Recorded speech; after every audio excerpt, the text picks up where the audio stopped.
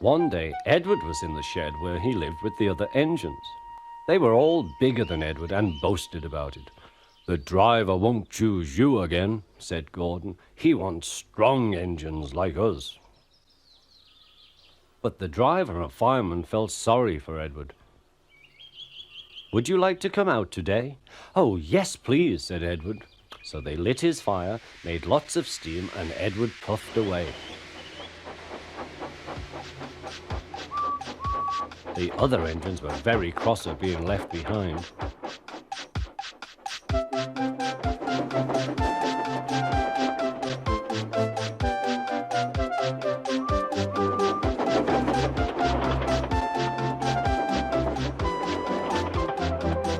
Edward worked hard all day.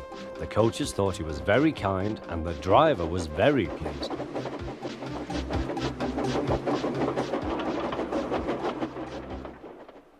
"I'm going out again tomorrow," Edward told the other engines that night.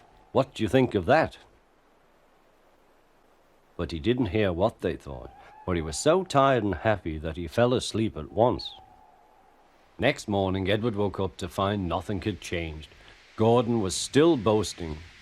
"You watch me, little Edward, as I rush through with the express. That will be a splendid sight for you.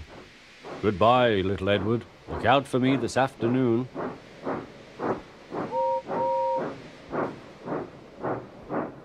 Edward went off to do some shunting. Edward liked shunting. It was fun playing with trucks. He would come up quietly and give them a push. Then he would stop and the silly trucks would go bump into each other. "Oh!" they cried. "Whatever is happening?"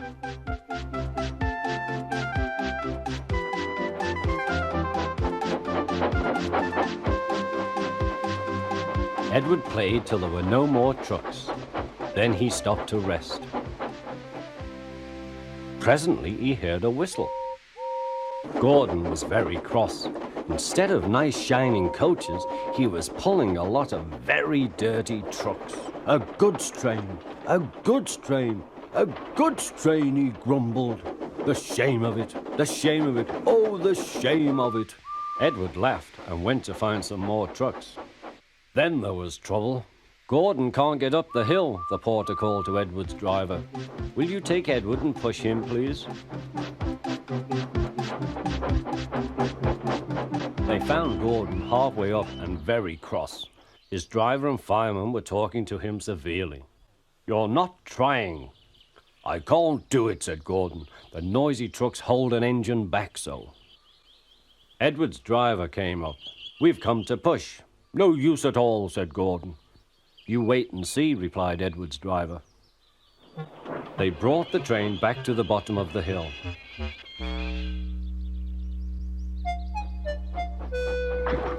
"I'm ready," said Edward.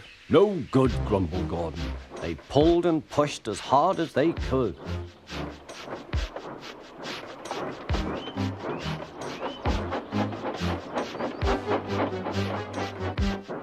"I can't do it, I can't do it, I can't do it," puffed Gordon.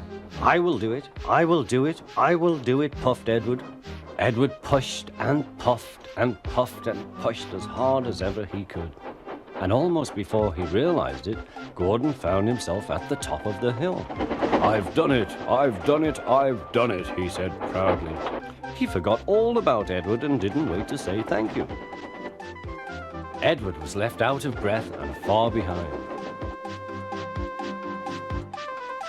He ran on to the next station, and there he found that the driver and fireman were very pleased with him.